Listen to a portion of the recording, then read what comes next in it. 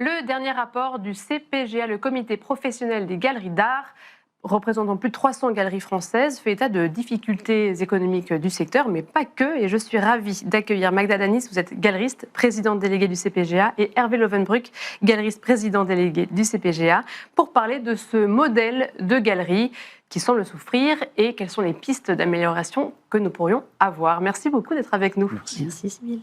Magda Danis, je me tourne tout d'abord vers vous. Est-ce que vous pouvez nous dire quel est le constat du CPGA sur l'état de santé des galeries, donc du coup des chiffres 2024? Tout à fait, chiffre 2024, et puis on a étendu un peu un premier semestre 2025, puisqu'on est tous, je crois, dans tous les secteurs, on essaye d'être le plus possible dans le présent.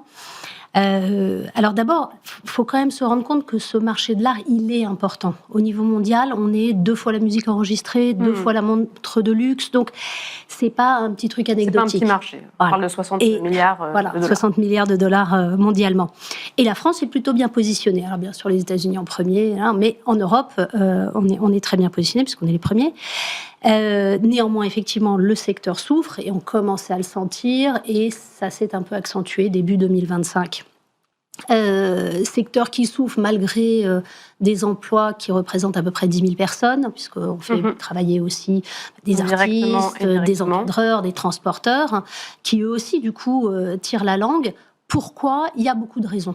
Est-ce que c'est seulement la prudence de la demande ou ça s'étend beaucoup plus? Il y a un attentisme qui est la prudence de la demande et on le voit et on le ressent dans nos métiers particulièrement, mais dans d'autres aussi. Il y a un changement de paradigme aussi, il y a un changement de nos métiers, des choses dont on parle beaucoup justement au sein du comité des galeries, puisqu'on représente les galeries françaises, mais on travaille aussi au niveau européen. Et justement, on se dit souvent, nos métiers changent. Il était peut-être temps, non? Il était temps. Hervé Lovenbruck, quel est l'état d'esprit des galeries dans cette rentrée? Il est très combatif, de toute façon, comme il a toujours été. Les galeries sont des êtres passionnés qui ont décidé de partager leur passion. Donc ils sont combatifs, ils veulent continuer à partager leur goût, à aider, à accompagner de façon souvent, on l'oublie, philanthropique, un certain nombre d'artistes. Mais on est face effectivement à des traumas ces dernières années qui ont peut-être tué une partie de l'envie qu'avaient ceux qui nous font vivre, nos collectionneurs.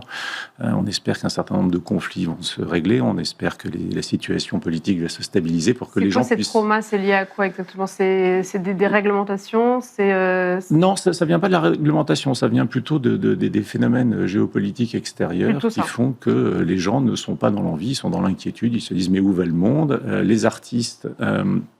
eux aussi sont inquiets et soit font un état du monde qui n'est pas rose, donc ça aussi c'est quelque chose à prendre en compte, c'est-à-dire que quand vous allez voir une exposition qui est très engagée, vous sortez de là sans forcément l'envie d'acquérir des œuvres, vous avez envie de poursuivre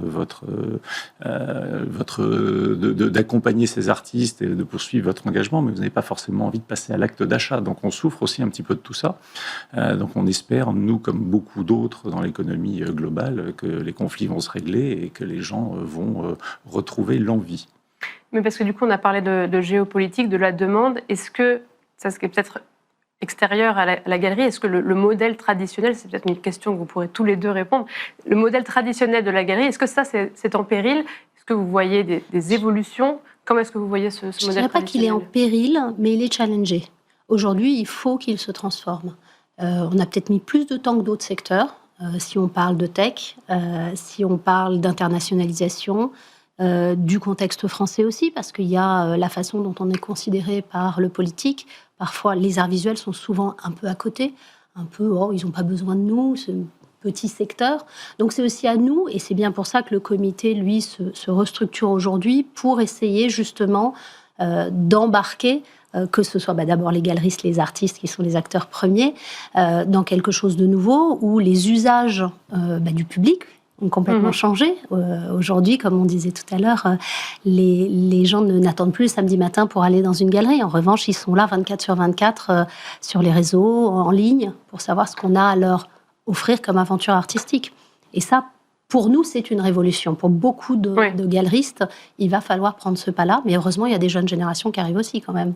Et comment est-ce que le CPGA peut accompagner les galeristes qui ne comprendraient pas, ne connaîtraient pas ces nouveaux rouages? Il y a une grande solidarité dans notre métier, donc l'accompagnement, il se fait par la prise en main peut-être de la génération du dessus de temps en temps, en leur disant, écoutez, il y a des outils numériques, regardez les réseaux sociaux, il faut que vous ayez un compte Instagram, enfin ça peut passer par là, mais il y a aussi un autre phénomène dont on n'a pas parlé, c'est l'importance aujourd'hui des foires qui, trop souvent, donnent l'impression qu'on va rentrer dans un speed dating avec le monde de l'art et donc font oublier le rôle des galeristes, qui est un rôle beaucoup plus profond. Le rôle des galeristes, c'est d'initier et de partager une passion, donc d'initier des collectionneurs en leur disant « venez nous voir en permanence, on va vous nourrir en permanence, on va vous accompagner dans l'élaboration d'une collection ou simplement dans le suivi que vous avez par rapport à tel ou tel artiste ». La foire, c'est vraiment un lieu de marchandisation, un lieu de labellisation pour certaines foires.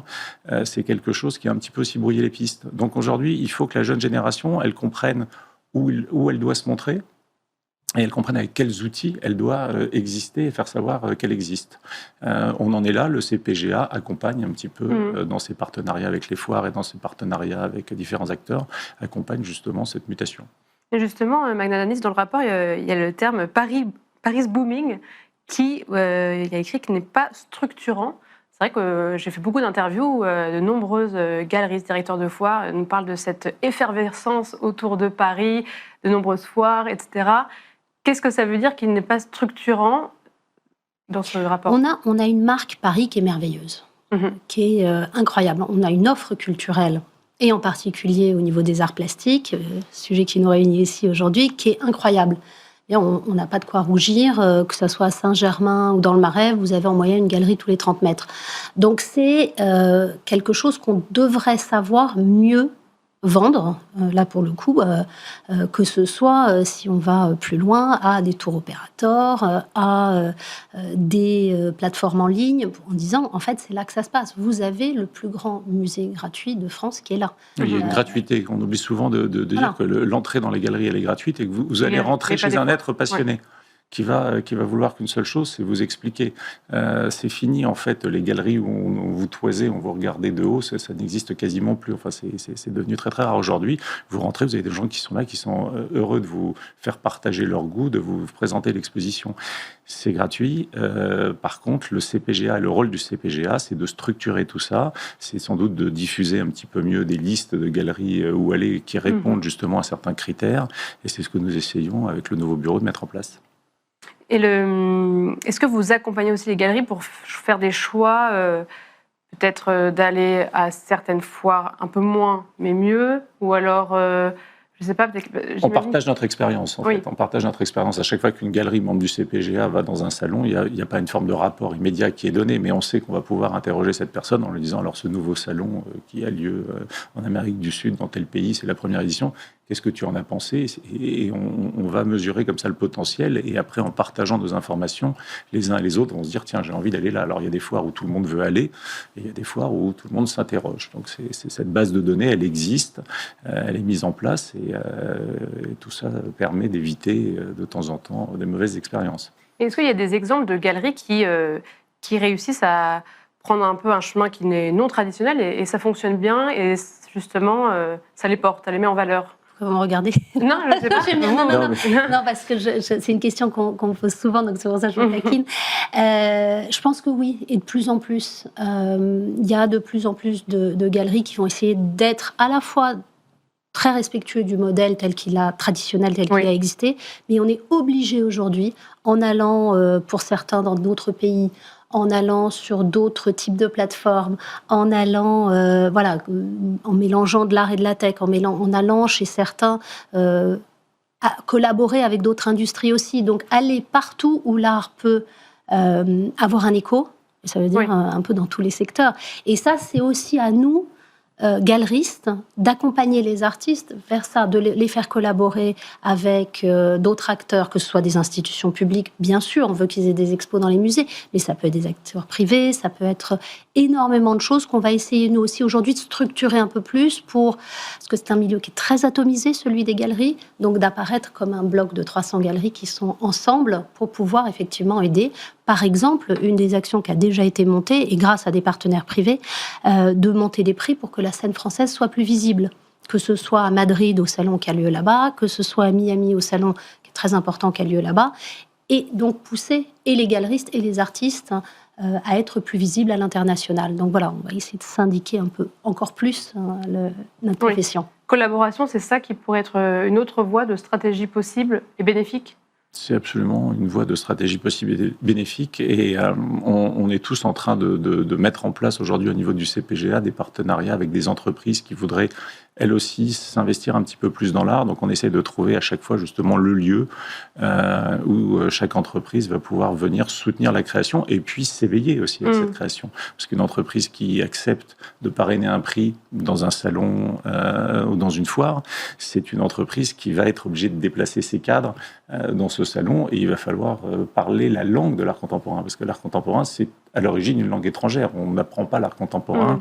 Il faut le travailler, il faut vraiment avoir envie de le comprendre. Et si cette pédagogie, elle n'est pas faite par les galeries et par le CPGA, là, ça ne marchera jamais. Donc on est là aussi pour ça. On est là pour faire en sorte que le monde de l'entreprise vienne piocher chez nous une ouverture d'esprit qu'ils n'ont pas forcément quand ils sont à fond derrière leur machine ou leur service. Il nous reste 1 minute. Dans le rapport, vous parlez aussi de monopole croissant. Est-ce que ça, c'est une bonne chose pour permettre justement de mettre en avant Paris, tout cet écosystème structurant, ou alors c'est aussi beaucoup de tension pour les plus petites structures qui, du coup, auraient du mal à avancer? En mettant une scène artistique contemporaine parisienne, française, parce qu'on est un syndicat national, même si, comme pour beaucoup de choses, on est assez centralisé malheureusement, mais pour mettre en avant une scène, ça veut dire dans toute sa diversité. Et ce qui fonctionne bien, et Hervé en parlait, il y a une forme de solidarité entre les galeries, contrairement à ce que les gens peuvent parfois croire.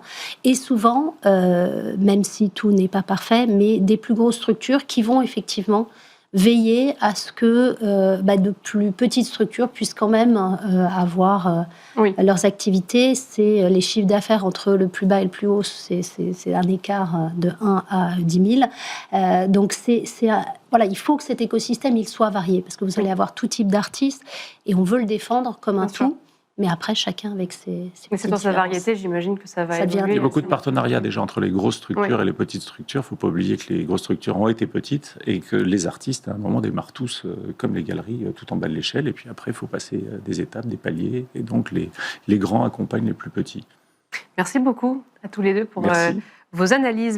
Magda Danis, vous êtes galeriste présidente déléguée du CPGA, et Hervé Lovenbruck, galeriste également, président délégué également du CPGA. Et merci à vous toutes et tous de nous avoir suivis. C'était Art et Marché.